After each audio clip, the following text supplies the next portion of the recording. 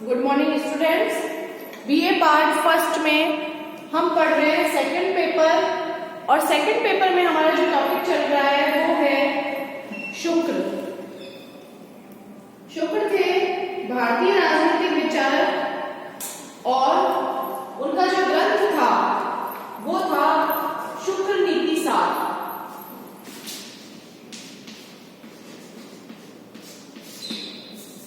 तो हमने शुक्र का साप्ताहिक सिद्धांत पढ़ लिया,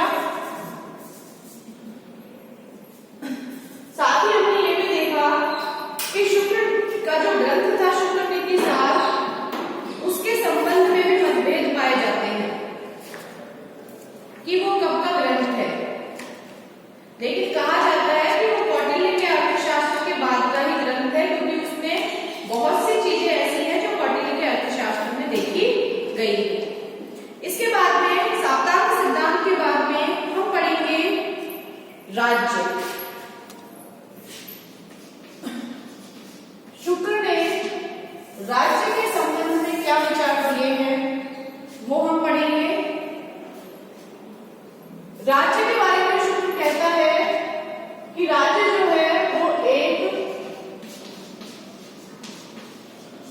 स्वाभाविक वह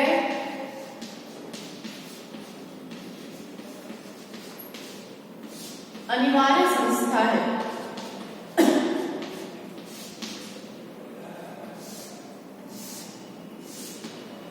राज्य जो है वो एक स्वाभाविक वह अनिवार्य संस्था है।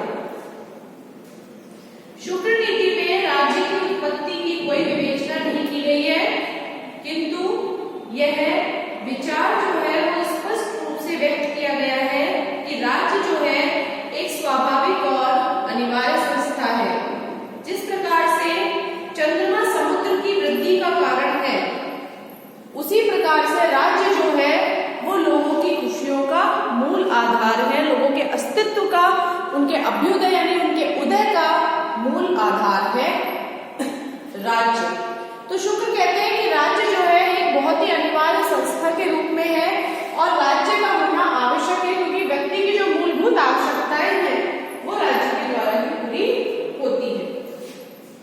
तो सबसे पहले हम इसमें पढ़ेंगे राज्य का कार्यक्षेत्र, कि राज्य जो है उसका क्या क्या कार्य है।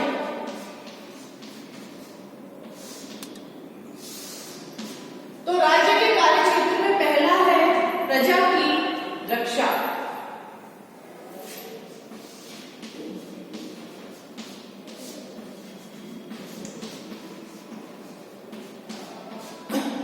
प्रजा की रक्षा करने का कार्य राज्य का है, और राज्य से तात्पर्य राजा का है, क्योंकि राज्य जो है वो अपने अंदर रहने वाले निवासियों की रक्षा करता है, हर विपत्ति से या शत्रुओं से वो रक्षा करता है। युद्ध के समय भी राज्य जो है वो प्रजा के अस्तित्व को बनाए रखने के लिए आवश्यक है। शुक्र कहते हैं कि राज्य का सर्वप्रमुख दायित्व जो है वो प्रजा की रक्षा है। अतः राजा से अपेक्षा की गई है कि वह धर्म के अधीन रहते हुए दंड शक्ति के समुचित प्रयोग द्वारा दुष्टों का दमन करे। राजा जो है वह धर्म के अधीन रहते हुए दंड शक्ति के समुचित प्रयोग द्वारा दुष्टों का दमन करे तथा सभी भले व्यक्तियों को संरक्षण भी प्रदान करे। इस दृष्टि से अपराध और अपराधियों को ना पनपने दे। राज्य का ये प्रमुख दायित्व है कि राज्य के अंदर ना केवल प्रजा की बल्कि राज्य में जो यात्री आ रहे हैं, यात्रियों की भी डाकुओं से, चोरों से, असामाजिक तत्वों से उनकी रक्षा करे। यदि राज्य यह कार्य नहीं करेगा, राजा अगर प्रजा की रक्षा नहीं करेगा, तो प्रजा के मन में विद्रोह की भावना आ जाएगी और ऐसा राजा पतन का कारण बनेगा और ऐसे राज्य का पतन होना स्वाभाविक है। दूसरा जो कार्य है वो है लोक कल्याण के कार्य।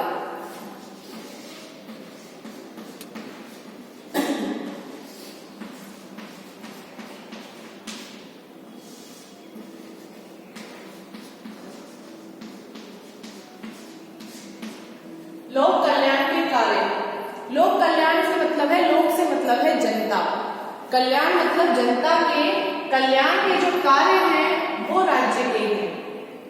यदि राज्य जो है वो जनता के कल्याण के कार्य नहीं करेगा तो राज्य का कोई अस्तित्व नहीं रहेगा।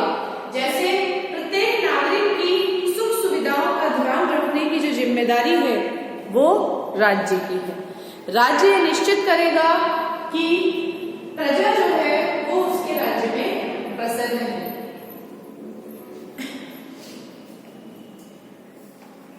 शुक्र ने राजा को ये परामर्श दिया है कि वह प्रजाजन के प्रति क्रूरता के व्यवहार को न अपनाए। दीन व असहाय जनता का उदारता पूर्वक पालन करे और स्वयं के सुख के लिए प्रजाजन को कष्ट न पहुंचाए।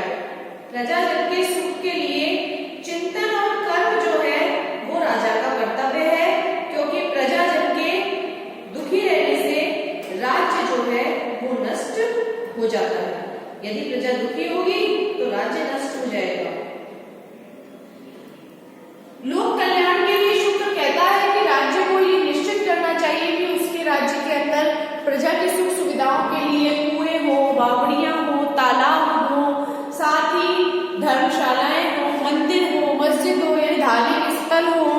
इसके अलावा सार्वजनिक जो सुविधाओं की चीजें हैं वो सारी हो, कुएं खुदवाए जाएं, साथ ही मठ और धर्मशालाओं का निर्माण कराया जाए, साथ ही मंदिर और उद्यान बनाने के लिए निःशुल्क भूमि दी जाए, राजकीय कर्मचारियों के लिए आवास यानी रहने की जगह का निर्माण किया जाए और औषधियों के लिए साथ ही अन्य कीमती वस्तुओं के लिए बाजार में जो है वो निश्चित मूल्य पर वो चीजें मुहैया कराई जाए। विक्रय होने वाली वस्तुओं की श्रेणियों के अनुसार बाजारों की व्यवस्था भी करनी चाहिए। और सबसे बड़ा काम इसमें बताया पर्यावरण की रक्षा। तो राजा का कर्तव्य है कि वो अपने राज्य में अधिक से अधिक वृक्ष लगाए और पर्यावरण की रक्षा करे। अगला है इसमें आर्थिक गतिविधियों का नियमन और प्रबंध।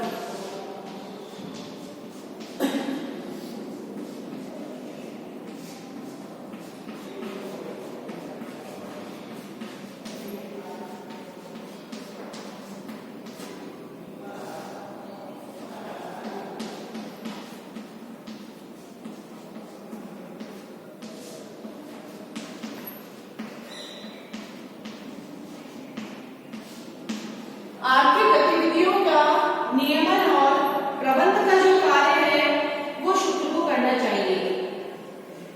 शुक्र जो है वो आर्थिक गतिविधियों के नियमन और प्रबंध को राज्य का एक आवश्यक दायित्व मानता है।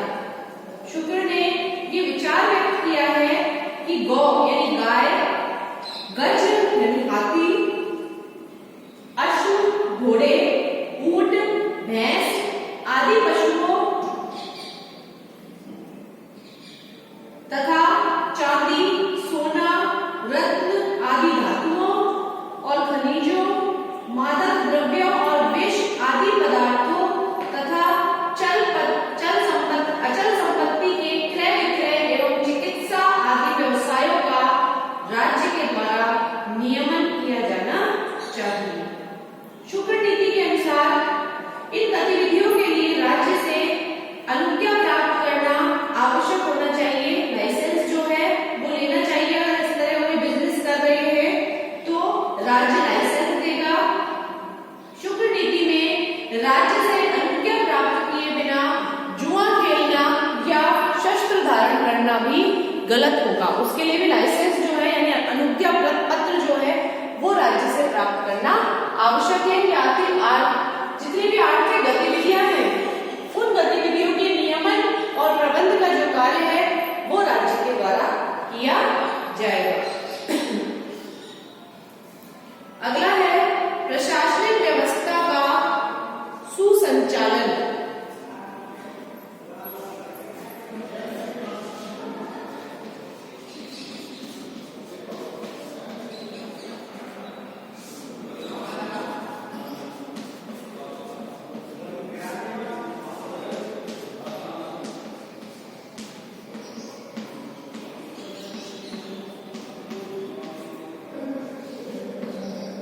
प्रशासनिक व्यवस्था का सुसंचालन, यानी प्रशासन से संबंधित जितनी भी व्यवस्थाएं हैं, चाहे वो राजकीय कर्मचारियों का वेतन हो, चाहे वो मंत्रियों का वेतन हो, चाहे नियुक्तियों हो मंत्रियों की, या फिर अवकाश हो, पेंशन हो, चाहे पदोन्नति हो, इन सभी का जो कार्य है वो राज्य को करना चाहिए और कर्मचारियों के लिए लाभप्रद नीति अपनाने की अपेक्षा करनी चाहिए। शुक्र इन विषयों का विस्तृत विवेचना करने वाले प्रथम विचारक हैं। इसके साथ ही शुक्र ने इस बात पर भी बल दिया है कि शासकीय अधिकारी और कर्मचारी जो है वो अपने दायित्वों का भली भांति पालन करें और जनता को कष्ट ना पहुंचाए। शासक को इस बात का भी पूरा ध्यान रखते हुए प्रशासनिक तंत्र पर नियंत्रण रखना चाहिए। शासक जो है उसे सारे प्रशासन पर अपना नियंत्रण रखना चाहिए, मंत्रियों पर भी नियंत्रण रखना चाहिए। यदि राजा का नियंत्रण मंत्री के ऊपर नहीं होगा तो मंत्री बागी हो जाएंगे या फिर शत्रुओं से जाकर मिल जाएंगे।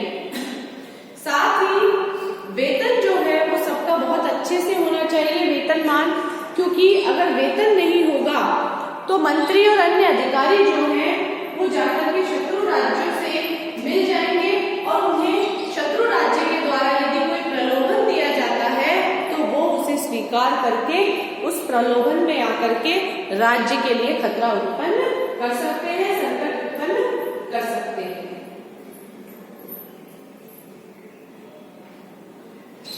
इसके बाद में पांचवा जो कार्य है वो है न्याय की व्यवस्था।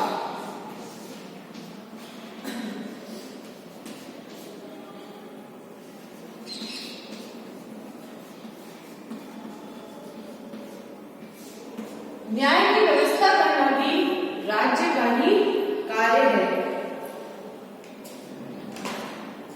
शुक्र के अनुसार जो राज्य है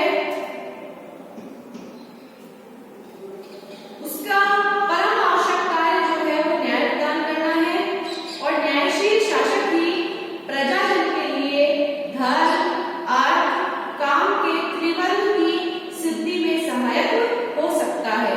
अतः शासक को न्याय के लिए सुप्रबंध करने चाहिए। समस्त न्याय व्यवस्था को इस उद्देश्य से सुसंगठित किया जाना चाहिए कि बिना किसी भेदभाव के समस्त प्रजाजन को निष्पक्ष न्याय की प्राप्ति हो सके। शुक्र के अनुसार दुष्टों को दंडित करना राज्य का परम कर्तव्य है। उसने चेतावनी दी है, यदि न्याय के प्रसंग में, यदि न्याय में कोई त्रुटिपूर्ण व्यवस्था की है या कोई गलत व्यवस्था की गई है राजा के द्वारा, तो वो उस राज्य के विनाश का कारण बनता है। अगर किसी अपराधी को तो क्षमा कर दिया गया और किसी निर्दोष को दंड दे दिया गया तो ऐसा राज्य जो है वो पतन का कारण बनता है, पतन का गामी होता है।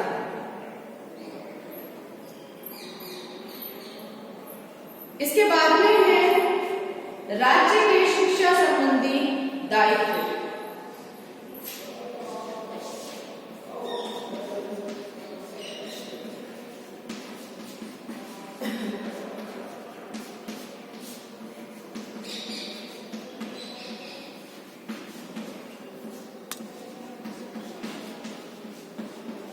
शिक्षा के क्षेत्र में भी राज्य के दायित्व होते हैं। शुक्र ने कहा है कि राज्य को शिक्षा के प्रसार के लिए भी उत्तरदायी माना है। शासन को ऐसे प्रयत्न करने के निर्देश दिए हैं जिनसे विद्याओं तथा विविध कलाओं की निरंतर प्रगति हो।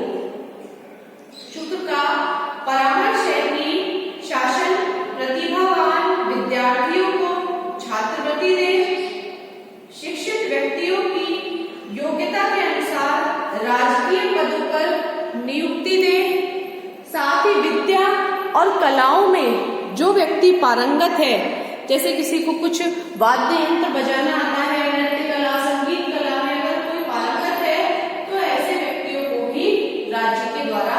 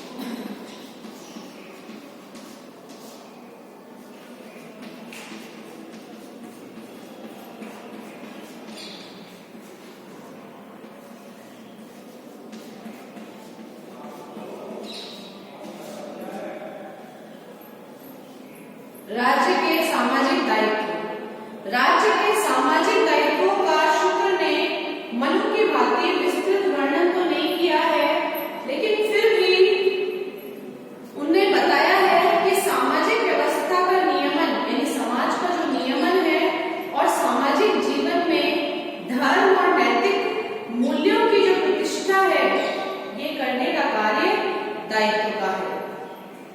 साथ ही राज्य का वर्ण व्यवस्था को बनाए रखने का भी दायित्व है कि समाज के अंदर जो 4 वर्ण हैं, ब्राह्मण, क्षत्रिय, वैश्य और शूद्र, तो इन चारों वर्णों को अपना अपना दायित्व करना है, अपना अपना कार्य करना है और वो अपने दायित्वों का निर्वाह अच्छे से करें। इसके लिए भी राज्य को ही कार्य सुनिश्चित करने हैं, नियम सुनिश्चित करने हैं। तो राज्य के सामाजिक दायित्व जो है वो बहुत महत्वपूर्ण है। 8वां है नैतिक और धार्मिक कार्य।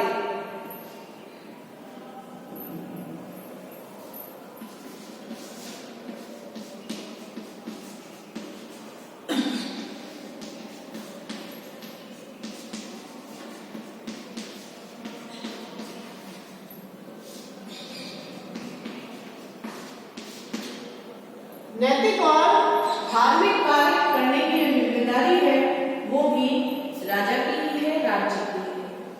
शुक्र कहते हैं कि राज्य के लिए नैतिक और धार्मिक जीवन की ओर ध्यान देना भी आवश्यक है। इसके लिए राज्य के द्वारा मंदिर बनवाए जाने चाहिए, जनता में नैतिक गुणों के विकास को प्रोत्साहन देना चाहिए, राज्य की आय का 1/4 भाग दान में देना चाहिए। साथ ही शुक्र कहते हैं कि जिन उत्सवों को प्रजा करती है उनका राजा पालन करे और प्रजा के आनंद से आनंदित और प्रजा के दुख से राजा को दुखी होना चाहिए। यानी सुख दुख का जो भागी है वो राजा को बनना चाहिए कि वो प्रजा के न केवल सुखों में बल्कि उनके दुखों में भी भाग ले सके। 9वां है इसमें परराष्ट्र संबंधों का संचालन।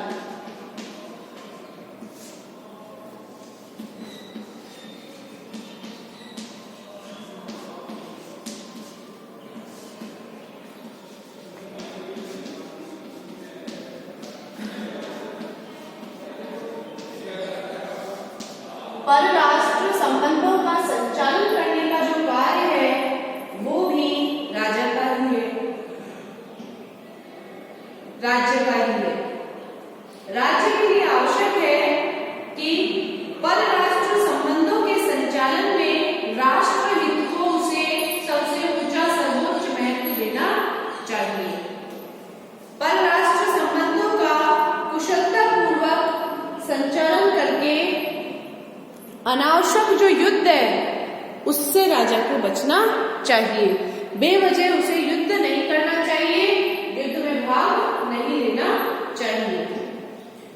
लेकिन यदि राज्य की सुरक्षा और प्रजा के कल्याण के लिए यदि युद्ध आवश्यक हो तो फिर उसे पीछे नहीं हटना चाहिए, अपने शत्रु से युद्ध करना चाहिए जिससे उसकी प्रजा की रक्षा हो सके। तो शुक्र नीति सार में राज्य के कार्य क्षेत्र की विवेचना की गई है, जिसे कि हमने पढ़ा कि राज्य का क्या क्या कार्य है, किस किस क्षेत्र में राज्य कार्य करता है, चाहे प्रजा की रक्षा करना हो, चाहे लोक कल्याण के कार्य करना हो, आर्थिक गतिविधियों का नियमन और प्रबंध करना हो, प्रशासनिक व्यवस्था का सुसंचालन करना हो, न्याय की व्यवस्था करनी हो, राज्य के शिक्षा संबंधी दायित्वों का निर्वाह करना हो, राज्य के सामाजिक दायित्वों का निर्वाह करना हो, नैतिक और धार्मिक कार्यों का निर्वाह करना हो, साथ ही अपने राज्य की सुरक्षा के लिए और अपने क्षेत्र की सीमाओं को विस्तृत करने के लिए जो परराष्ट्र संबंध है, दूसरे राष्ट्रों के साथ शत्रु और मित्र का व्यवहार करना चाहिए, सोच समझकर करना चाहिए, अनावश्यक युद्ध में नहीं पड़ना चाहिए। नोट कर लीजिए आप इसे।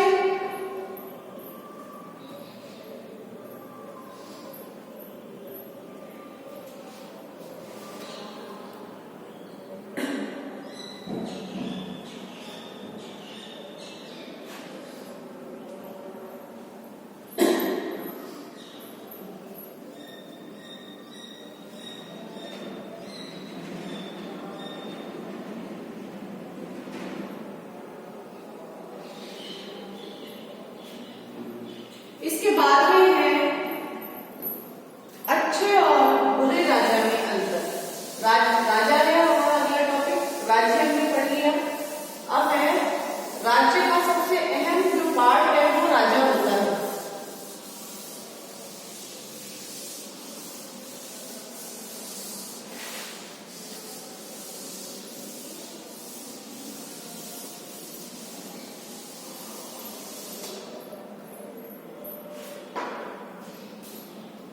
राजा राजा का शुक्र नीति के अनुसार सबसे महत्वपूर्ण स्थान है मस्तक के समान है राजा। यदि राज्य हमारा शरीर है तो मस्तक होता है राजा। तो राजाओं के प्रकार और अच्छे तथा बुरे राजा में अंतर।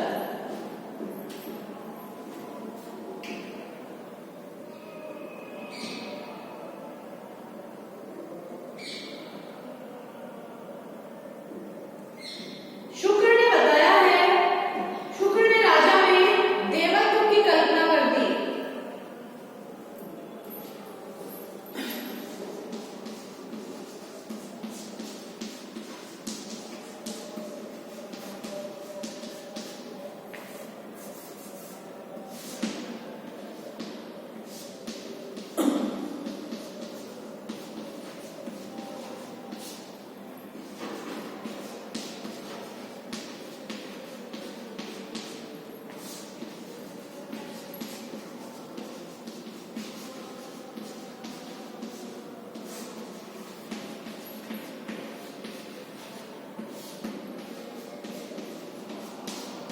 किंतु प्रत्येक राजा को उसने देव समान नहीं बताया है।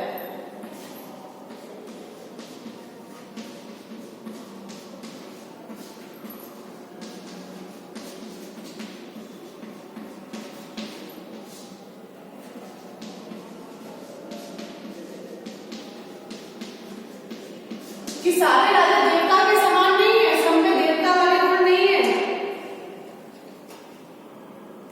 इसके लिए वो बताते हैं कि प्रकृति के 3 गुण सत्व, रजस और तमस के समान राजा के भी 3 प्रकार होते हैं।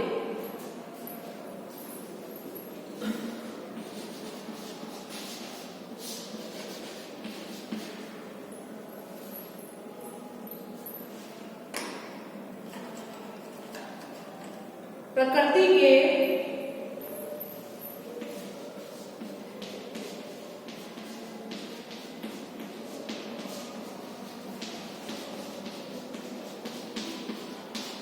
3 गुणों के समान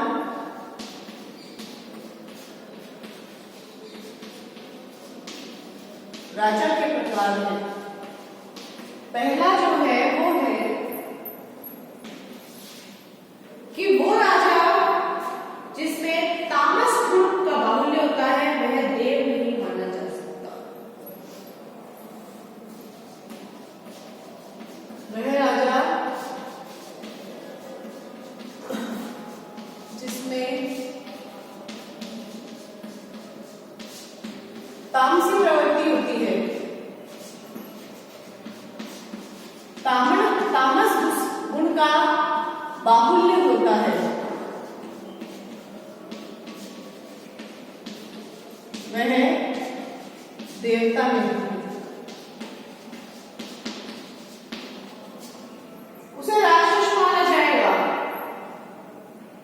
वह राक्षसांश युक्त माना जाएगा।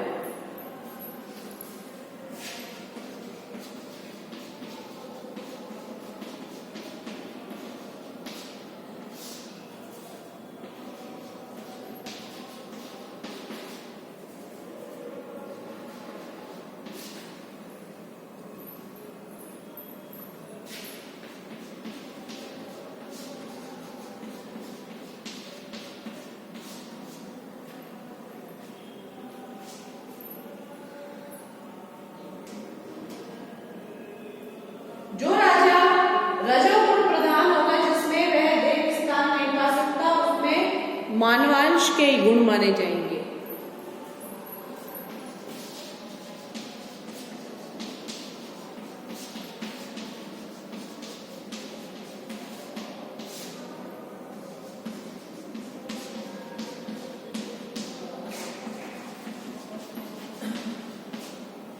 वह देवता नहीं बल्कि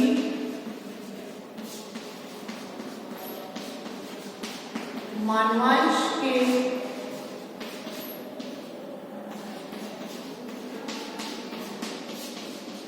गुणों से युक्त होगा।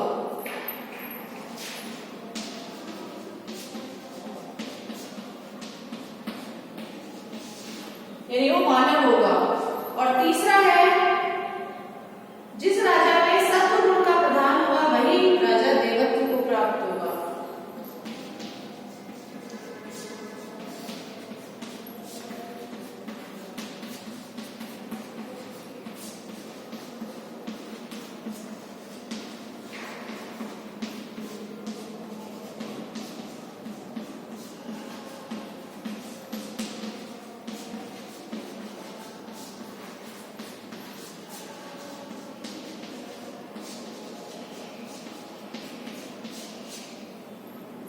नोट कर लीजिए आप इसे।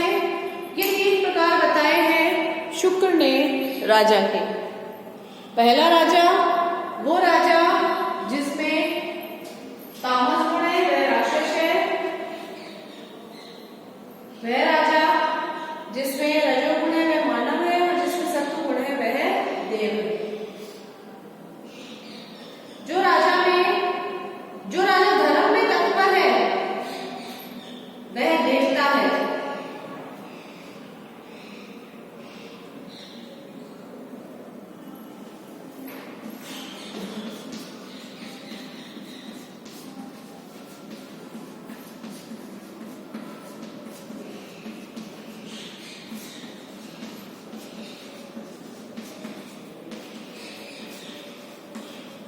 धर्म में तत्पर है वह देव है। अन्य राजाओं में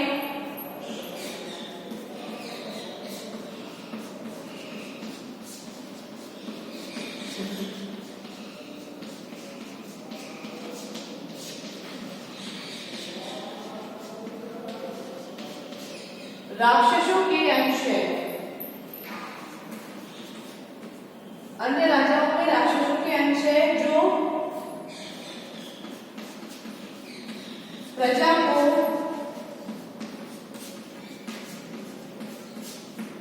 पीड़ा देने का कार्य करते हैं। जो राक्षस है वो सिर्फ प्रजा को पीड़ा देने का कार्य करते हैं, सुख देने का कार्य नहीं करते। नोट कर लीजिए आप इसे।